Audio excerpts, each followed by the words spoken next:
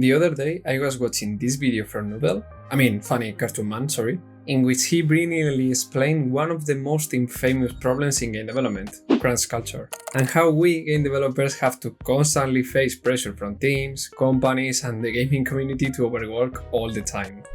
So after finishing it, I thought, why don't I take his video, add my unsolicited advice on top of it, and create a follow-up video, shamelessly copying his title and thumbnail style. That way you guys can get advice on the problem he exposes, and I get that juicy visibility from the familiarity of his style. So hi, if you're new here, my name is Danny and I'm an engineer turned game programmer. And in this channel I help other game developers deal with every problem of the world which actually has nothing to do with making video games, like finding work-life balance, beating imposter syndrome, or not burning out of the job. And this is the final video in a 3-part series where I explore the infamous crunch. In the first video we saw why some game developers choose to crunch or are forced to crunch. In the second one we explore techniques and strategies that we can use to manage the stress and anxiety which come with crunch. And in this one we are gonna try to solve the problem that Noodle's videos posed. Long story short, being the only one in your company who is not actively crunching, and how to deal with things like passive aggressiveness, establishing limits, or just being goddamn happy in the workplace. And since I have to deal with this exact problem in my last company, I have developed a really cool framework called the 3 A's, which stands for Analyze, Adjust, and Activate. Let's jump right into it. Step 1. Analyze. Alright, so for people who have not watched the video from Noodle's channel, he basically explains the problem which arises when you have a company in which the act of staying late in the office is not only not bad but encouraged, meaning that you can feel bad for yourself for not belonging to a workplace in which the general culture is to do crunch. He explains very well how companies avoid talking about these problems and just give cheap excuses for tackling it. So whenever I'm faced with this situation, I try to analyze why is the reason that I feel pressure to do crunch. And based on my past experience, I think it comes down to 2 categories. There are either internal pressures, things that come from us, external pressures, which are the environment we work in, and inside those 2 it can be either individual ones, meaning it only refers to us, or collective ones, meaning that affects all the team. With these 4 categories we can create a really neat matrix and try to identify all the factors which affect our mental health in this situation. For example, a really common internal and individual reason behind why we feel pressure to crunch is passion. I usually feel this way when I'm facing kind of work that I enjoy doing, but it's also really hard, and I'm a little bit stressed but not stressed enough to just feel bad. That's where I usually take my passion as a fuel and eventually burn out. But it could also be the case that I'm worried only myself, meaning that it's an external reason, about what other people and especially teammates think about me. It's kind of this feeling when you are leaving the office without finishing a task because you have no time left, and you are worrying that your boss is gonna send that task onto another teammate, and now that person has the pressure of you not finishing your task, when in reality the real problem is that either production, your boss, or the bloody client didn't carefully consider how much workload to send to your team. But I get it, if you are here you're probably a game developer, you are a very nice person, probably very good looking, and you care about your teammates. That's why you feel this way about leaving task unfinished and fearing that other people are gonna feel bad because of you. That's totally okay. Right now we only want to explore why you feel this way. Maybe that's not your case and you only care about external reasons. They could be, for example, your company, which is something that affects only you because you have, like a toxic boss who likes to overwork himself and then put pressure on his teammates to do the same just because he's doing it. Or maybe you feel pressure because of the gaming community, because in video games we have such high standards for when games should be released that we don't carefully consider that there are people behind this video games that we consume. It's like whenever, the Silksong meme or the latest GTA or something like that is announced, I can't imagine how much pressure the developer feels. Because if I, working on a game which is not a big deal to the industry really, felt pressure to release something to the public which was good enough, I cannot imagine people working on important titles like The Witcher or FIFA. Anyway, once you know the reasons behind why you feel pressure to do crunch, it's time to switch our mindsets a little bit about this situation. And that's where step 2, Adjust, comes into place. And here I have used 3 mental switches which were super useful when it comes to managing a crunch culture. And the first one is that you are pretty much responsible for everything which happens in your life, including crunch, even if it is not your fault really. And I know this sounds a little bit controversial, but hear me out. I'm not saying that it is your fault that you are crunching. I'm just saying that you are pretty much responsible for this situation. There is a clear difference between who's to blame for this situation and who's responsible for taking action, and the second one is surely you. And I think this applies to everything in our lives. And to illustrate this point, let me tell you about one specific situation in which I discovered this principle. I like to solo travel a lot, and the very first trip I did was from Austria to Czech Republic. And I remember when coming back to Austria, where I lived in that time, I had to take two trains, one from Czech Republic to a middle point that I don't remember the name, and to that middle point then to Austria. And the thing is that the first train got delayed, so we ended up in the middle point 30 minutes late. And the train that had to take us from that middle point to Austria didn't wait for us, so all passengers lost the train. The thing is that only 2 people, including me, were on that train, and the other was a guy who earned living by playing poker or something like that, I don't remember. But the thing is that we ended up being trapped in the middle of nowhere between Czech Republic and Austria, in a place where basically no one spoke English, and where it was pitch black, because in Austria it's black at like 4 p.m. or something like that, and we couldn't ask anyone for help because everyone was going to home. In that situation, it wasn't surely my fault that I was there, but it was surely my responsibility to do something about it.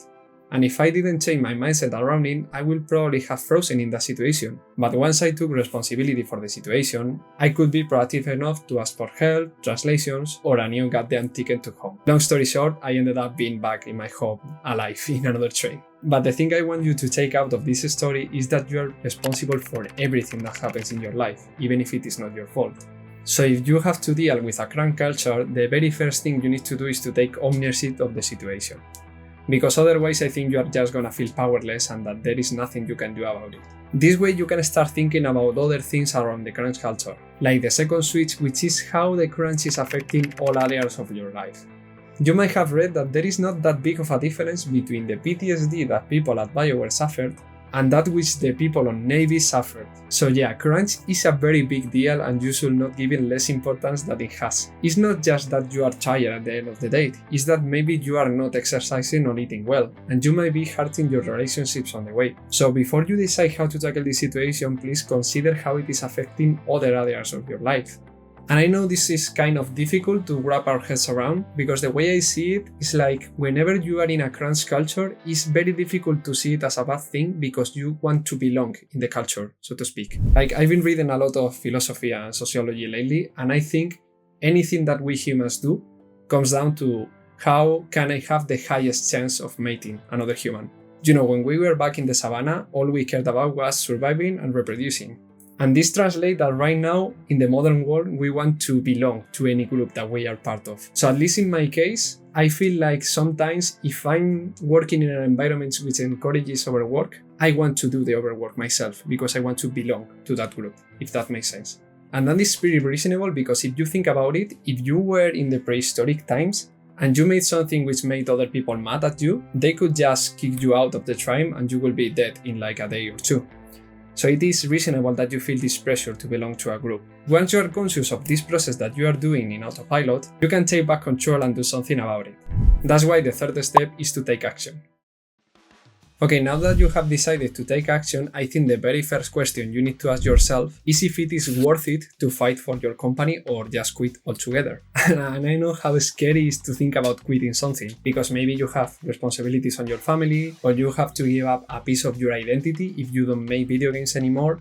Long story short, I know this is a crucial decision and you need to carefully consider it. That's why I think having a framework to navigate the decision is super useful. And the one I use every time I'm faced with this situation is from Steve Bartlett. He basically advises to firstly ask why we want to quit something. Do we want to quit it because it's too hard or because it sucks? If we want to quit it because it sucks, can we make it not suck? If we cannot because it's outside of our control, then we should just quit because there's no point in staying. But if we indeed can make it not suck, is the effort required to do so worth the reward? If not, we can just quit, and if yes, we can try to change it. And if we want to quit the job because it's too hard, then we can think again if the effort required to do so is worth the effort or not, and decide to quit based on that decision. Maybe you can firstly think if you want to quit because you don't enjoy working there anymore, or if you find it really hard to change it back. And then think deeply enough about the effort that will require to either make it more fun or try to change it from the inside out, and then decide if that effort is worth or not for you. Let's say that you want to stay in the company, because otherwise there's no point in continuing to watch the video, so yeah, thank you for watching.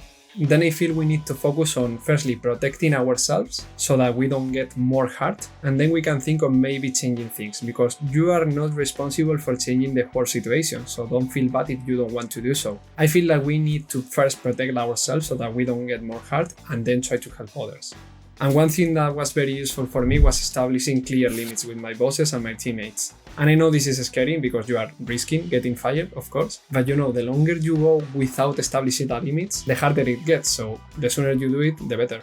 And I know how difficult it is to establish clear limits with your bosses. I'm a person who struggles a lot with conflict and confrontation. That's why I try to create messages, templates, and frameworks for myself. In this case, if you want to clearly establish a limit, you can just use a 6-step process for assertiveness, which is basically first stating what is happening right now, then saying why is that a problem for you, third stating what you want about the situation moving forward, stating the negative consequences of that need not being met, then stating the positive effects of that need being met, and finally asking the other person for their opinion on the matter.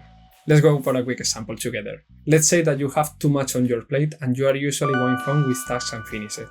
And then when you come back the next day, on the daily, your boss asks you why the task is not complete, which is a clear passive-aggressiveness situation. You could say something like, I have too much in my plate and that's why I go home without finishing my tasks, and this is a problem because I feel stressed leaving something behind and I would like my workload to be reduced, or you just not asking me in front of other teammates why my task is not finished when you know that I don't have time to do so. Because if we continue in this situation, I'm probably not going to be along to keep it up anymore, and I will have to move on. But if we can find another way of working together, I think I will not only be more happy, but also be much more effective on the task. Do any idea come to mind to solve this problem? What do you think about it? And in that moment, it's just up to the other person to react poorly or well to the situation, and you have no control whatsoever about it. But you have proactively taken a step to solve the problem. I know this is scary as hell to do. I myself struggle a lot with these kind of situations, but one thing that really helped me was having a wide network of people supporting me along the way. So if that's something you lack, you can always write your thoughts down in the comment section down below, or subscribe to my newsletter where we talk about new concepts that we can apply to improve our life and our careers, or just send me a message on any of my social media or DMs.